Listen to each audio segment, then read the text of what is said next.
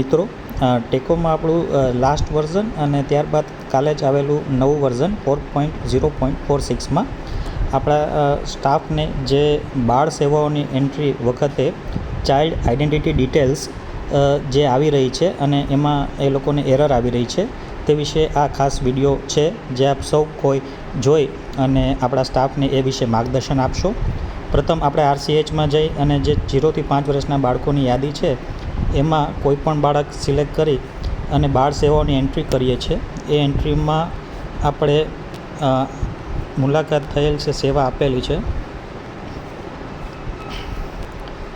એમાં આગળ આભારનું આવશે અને ત્યાં આંગણવાડીવાળી ઓપ્શન જો સિલેક્ટ કરેલું હશે તો એ ઓટોમેટિક બતાવશે, નહીં સિલેક્ટ કરેલું છે તો સિલેક્ટ કરવાનું રહેશે. ત્યાર પછી આવી રીતે આપણને ચાઇલ્ડ આઇડેન્ટિટી ડિટેલ્સ વિશે પૂછે છે.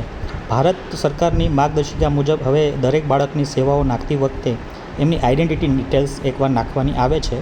તો એમાં તમે બાળકને પાસે કોઈ આઈડી પ્રૂફ ના હોય તો કોઈ પણ ફેમિલી મેમ્બર્સના આ વ્યક્તિઓમાંથી કોઈ પણ મેમ્બર સિલેક્ટ કરી શકો આપ.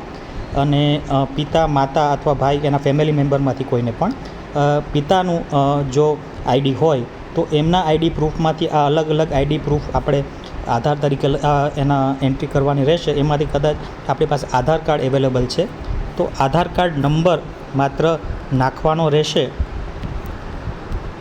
આધાર કાર્ડ નાખ્યા બાદ આપણે આગળ વધી શકશું અને બાળકની સેવાઓની એન્ટ્રી આપણે કરી શકશું.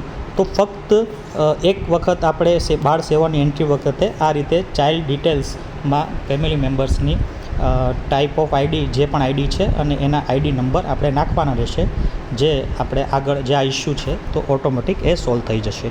Thank you.